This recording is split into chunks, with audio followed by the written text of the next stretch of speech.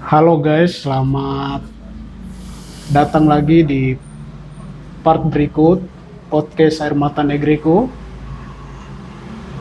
Nah, di sini pembahasan kami adalah bahwa melihat situasi yang terjadi di selatan Papua, baik Merauke sendiri, MAPI, Asmat, Bovendigul, dan juga kita juga berpandangan kepada teman-teman Papua lainnya, begitu. Nah, di sini juga pada podcast Air Mata Negriku telah hadir bintang tamu kita, Wan Rudi Kogoya dari Hajar Indonesia. Nah, yang mana kemudian ini juga salah satu gerakan laki-laki yang membicarakan tentang khususnya hak-hak dan suara-suara perempuan yang tergolong dalam bagaimana perempuan juga harus mendapatkan ruang-ruang dalam hadirnya proyek strategis nasional baik di selatan Papua maupun di Papua lainnya. Nah, untuk mempersingkat waktu, saya berikan waktu kepada Wan Rudi Kogoya untuk sedikit menyampaikan, sedikit mengulas terkait dengan bagaimana pengalaman bekerja sebagai gerakan di Hajar Indonesia, kemudian apa sih yang menjadi minat bagi Wan Rudi sendiri sehingga bisa bergerak di bidang isu perempuan. Nah, mungkin Wan Rudi bisa sampaikan, silakan. Oke, baik. Terima kasih kawan Niko. Kawan Niko ya, kawan Niko yang sudah memberikan kesempatan. Mungkin saya perkenalan nama dulu ya. Tadi kawan sudah perkenalkan, saya nama Rudi Kogoya. Jadi saya sekarang ini bersama dengan Hajar Indonesia atau Asia Justice and Rights itu.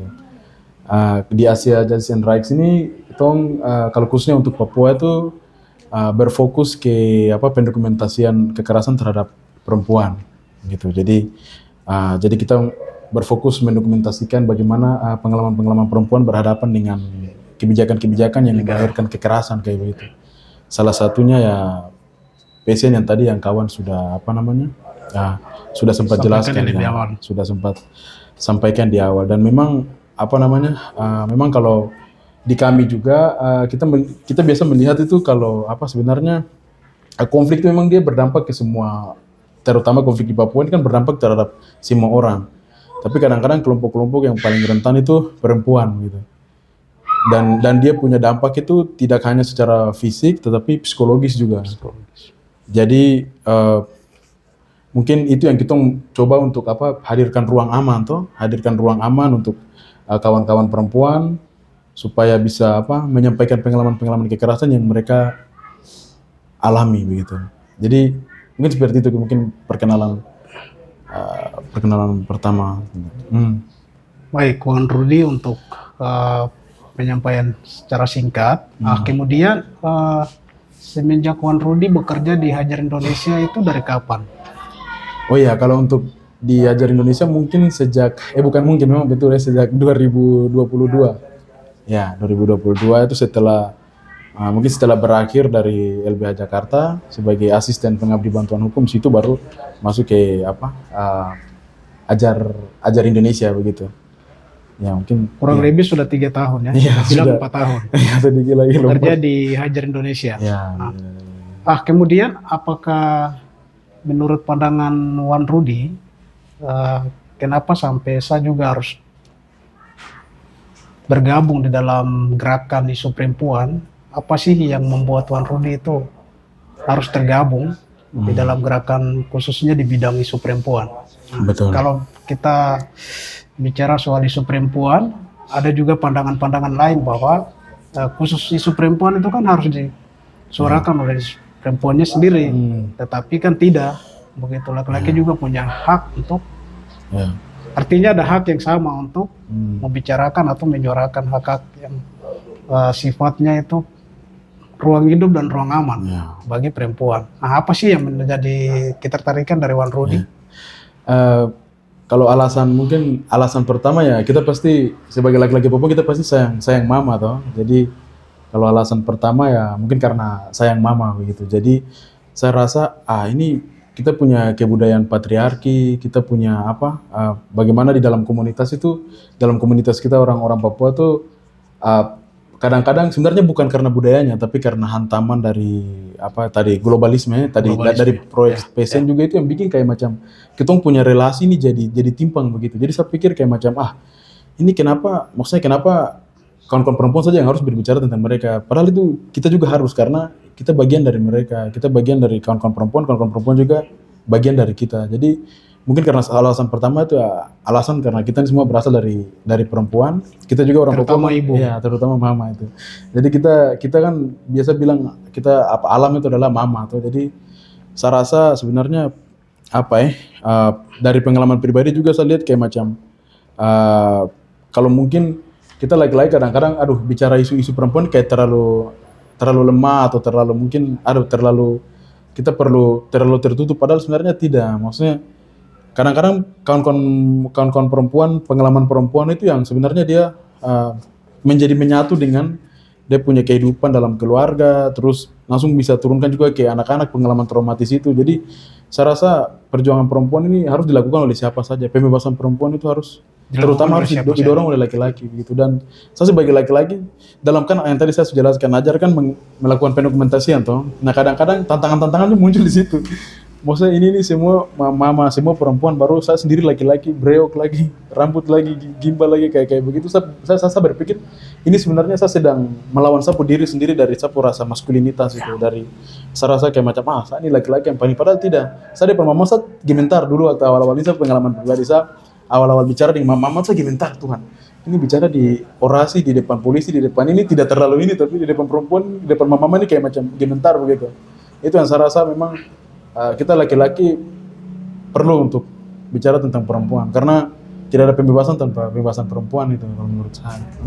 Jadi itu apa lah. Baik, jadi memang Wan Rudi merasa bahwa tidak hanya perempuan sendiri yang bersuara terkait dengan ruang aman dan ruang hidupnya dia, tetapi juga kita sebagai laki-laki, karena bagaimanapun juga kita adalah sumbernya dari semua satu dari ibu. Yang kita bilang bahwa hutan dan tanah adalah ibu, mama kami, sehingga untuk bersuara tentang isu perempuan itu menjadi perhatian kita bersama, terutama laki-laki. Jadi kita tidak harus memandang bahwa laki-laki pun bicara isunya laki-laki sendiri, perempuan juga bicara isunya perempuan sendiri, itu kan tidak. Kita bicara hari ini bahwa bagaimana hak dan ruang hidup kami sebagai generasi yang hari ini hidup di atas tanah ini. Nah, kemudian bagaimana kita konteskan situasi hari ini? Katakanlah hari ini sedang terjadi deforestasi besar-besaran dan salah satunya di selatan Papua adalah PSN. Nah, kemudian ini bagaimana ruang-ruang hidup perempuan dan hak-hak perempuannya itu, apakah menurut Wan Rudi itu menjadi satu ancaman ataukah memang itu menjadi salah satu manfaat? Kalau memang itu menjadi ancaman bagi ruang-ruang perempuan, Wan Rudi punya pandangannya seperti apa terkait dengan kehadiran PSN di selatan Papua itu seperti apa untuk hak perempuan dan ruang aman perempuan? Benar, kalau menurut saya punya pandangan terus selama saya pengalaman berjalan bersama Ajar pendokumentasian itu kita menemukan kalau perempuan Papua, terutama masyarakat adat Papua, perempuan Papua itu hidup dari alam begitu. Jadi hidup mengambil hasil dari hutan, terus dari kali, dari rawa. Terus PSN datang ini kan dia tanam sawi, terus dia tanam jagung, dia tanam tebu. Kalau di mana sana tanam apa lagi itu? Pokoknya tanam hal-hal yang kita tidak hasilkan begitu. Jadi yang dulunya kita sebenarnya hanya mama hanya perlu ke kebun sagu terus pangkur. Sekarang ini karena sagu sudah dibabat, jadi mama dong harus pergi jauh sampai ke dalam hutan. Terus harus kerja di pabrik, misalnya kalau ada pabrik-pabrik sawit. Jadi saya rasa PSN ini salah satu program yang mungkin khusus di selatan Papua ini sangat dipaksakan ini. Maksudnya tanpa konsultasi, terus tanpa konsen. Maksudnya kok tidak tanya dulu kayak mama dorang kira-kira kalau saya kasih hutan ini kamu rasa bagaimana? Tidak ada. Langsung datang dengan intimidasi, datang dengan penuh dengan tekanan dari aparat, dari ini itu kan saya rasa sebenarnya membunuh perempuan Papua itu. Jadi itu yang saya berpikir juga dalam proses penolakan PSN, terus dalam proses dalam proses diskusi itu perempuan harus dilibatkan karena mereka yang menjaga hutan, mereka yang paling dekat. Kalau dalam konteks kita punya budaya itu kan laki-laki mungkin dia membersihkan kebun, dia bikin pagar, tapi perempuan itu yang nanti merawat kebun itu. Jadi perempuan yang dia membersihkan kebun, rumput-rumput yang ada tuh bisa kasih bersih, terus bisa tanam, terus pada saat panen juga perempuan yang gali, perempuan yang ini. Jadi memang perempuan yang paling banyak mengelola sebenarnya. Jadi PSN yang memaksakan untuk menanam sawit lah, menanam tebu lah, menanam beras lah. Saya rasa ini bukan sumber produksi orang Papua. Jadi dia sangat-sangat mengancam kehidupan perempuan Papua. Jadi yang dulu kita hidupnya dari alam dan produk makanannya semua lokal dari alam, tetapi hari ini berubah. Iya, berubah. Dengan perubahan global yang ada, kita dipaksakan untuk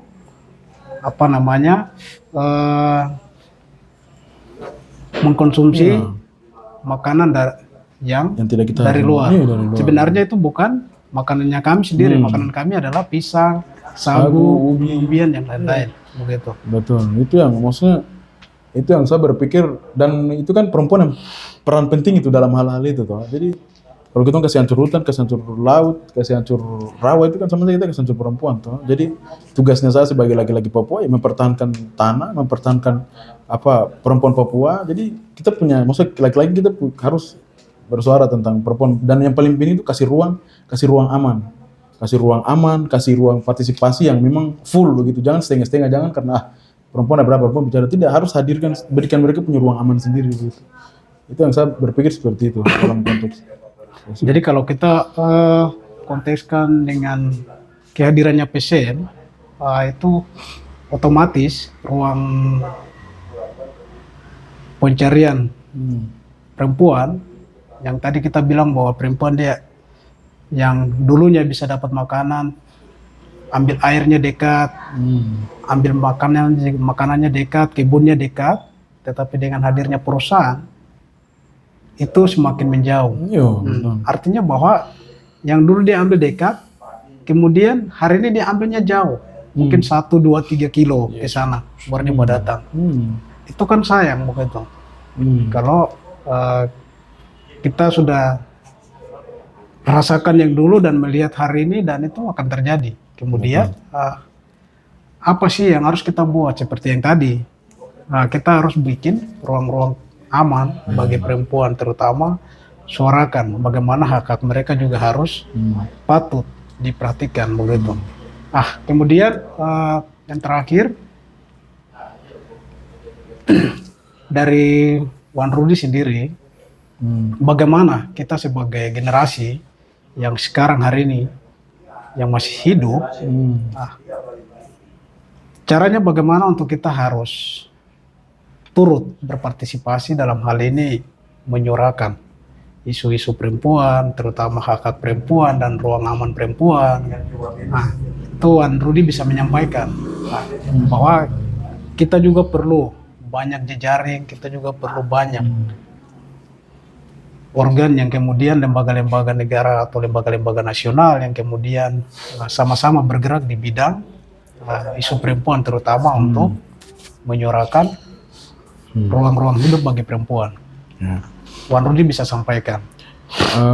Kalau bagi saya secara pribadi, perspektif pribadi tentang apa yang harus kita lakukan dalam memperjuangkan hak perempuan itu, berikan mereka ruang dulu. Itu yang paling penting. Maksudnya yang paling penting itu kita menganggap kalau pengalaman perempuan itu tuh juga bagian dari konteks kekerasan yang besar nih. Dan juga kita jangan generasi muda yang sekarang kan sebenarnya kita punya banyak hal ini, maksudnya punya banyak hal yang kita bisa bisa lakukan. Misalnya kayak ada media, bisa menulis juga, mungkin dari hal-hal yang sederhana itu yang paling dekat dengan kita. Dan yang paling penting itu percaya kalau harus percaya kalau perempuan Papua itu mampu begitu. Kalau kita dari awal kita sudah berpikir, kau ini perempuan jadi kau di belakang, kau ini perempuan jadi jangan bicara terlalu besar, jangan terlalu nantang-nantang laki-laki, itu tuh hilangkan pikiran itu. Mungkin yang paling awal itu dulu, hilangkan pikiran sikap sifat-sifat maskulinitas dalam bilang kalau saya yang laki-laki ya saya paling dominan. Oh, tak ada bos. Perempuan yang mengelola yang mengelola kita punya kehidupan, yang melahirkan kehidupan. Iya, jadi menurut saya seperti itu. Jadi yang pertama mungkin pikiran dulu, kita memandang kalau perempuan sama dengan kita, jadi kita perlu berikan ruang mereka kepada mereka. Terus yang kedua tuh ya melawan dari paling halal yang paling terdekat dengan kita, tuh mulai bisa dari media kan, atau dari keluarga dulu kah, edukasi keluarga tentang perempuan punya peran tuh begini-begini. Mungkin itu sulit, cuman saya rasa itu yang mungkin kita bisa lakukan. Saya tidak bisa bilang yang besar-besar, tapi harus mulai dari kecil dulu. Jadi menurut Tuan Rudi bahwa untuk pesan dan harapan bagi generasi adalah bagaimana kita memberikan ruang yang cukup, yang luas, kemudian berbagi pemahaman, transformasi pemahaman, baik edukasi itu bisa offline maupun online. Offline maksudnya kita langsung aksi diskusi bareng bersama begitu. Diskusi bareng bersama, kemudian kalau online bisa lewat media, bisa lewat tulisan-tulisan, bisa lewat flyer-flyer yang kita buat, baik itu di media umum, baik juga di medianya masing-masing, media TikTok, media alternatif dan lain-lain begitu. Nah, kemudian Wan Rudi juga pesan bahwa melihat situasi ataupun isu perempuan itu tidak hanya dikhususkan untuk perempuan, tetapi juga laki-laki juga perlu untuk dapat menyuarakan, karena perempuan adalah bagian dari kami yang kita dasari bahwa perempuan itu adalah mama, yang kita bilang bahwa hutan dan tanah adalah mama dari kami.